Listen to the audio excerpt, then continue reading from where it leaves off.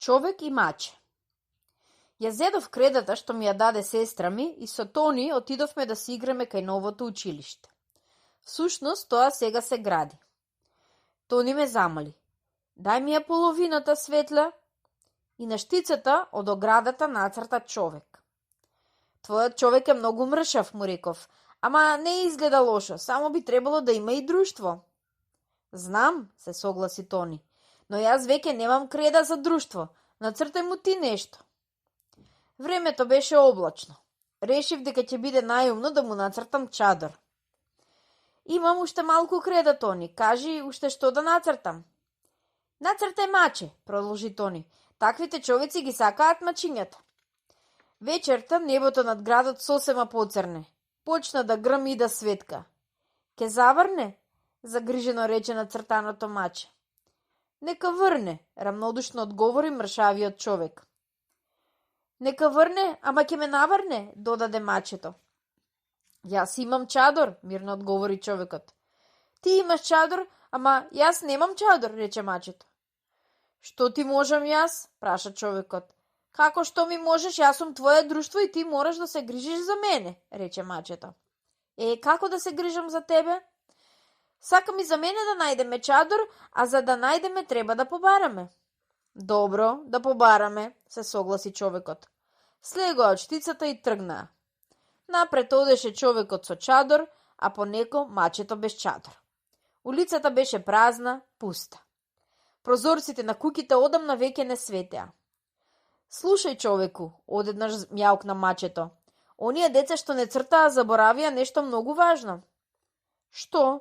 Заборавија да ни дадат имиња?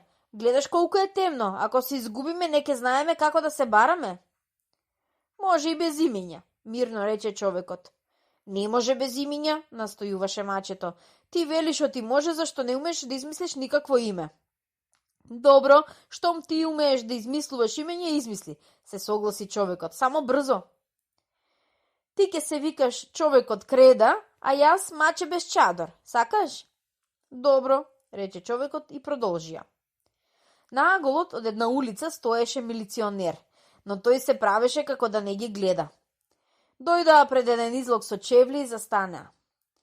Сакам чевли, рече мачето без чадор. Ха-ха-ха, се смееше човекот од креда. Па ти воопшто не можеш да ги носиш, тие се многу тешки. Пред излегот со капи мачето рече. Сакам капа. Капата е голема и цело ќе те покрие, не ќе можеш да одиш. Одејќи од улица во улица, од излог до излог, заборавија што бараат.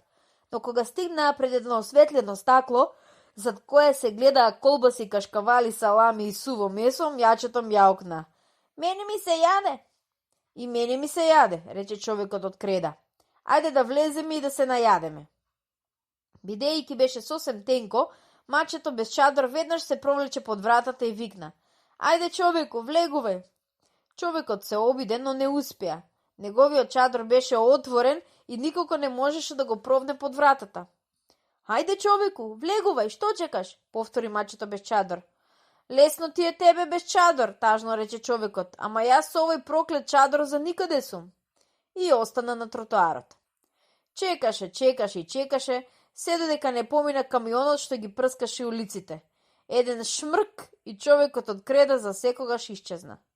На утрото, кога дојдоа продавачите, рекоа. Треба да поставиме фак пред онаа дупка во зидот, некој глушец пак грицкал од мртаделата. За ноќната посета на мачето без чадор, никој ништо не разбра.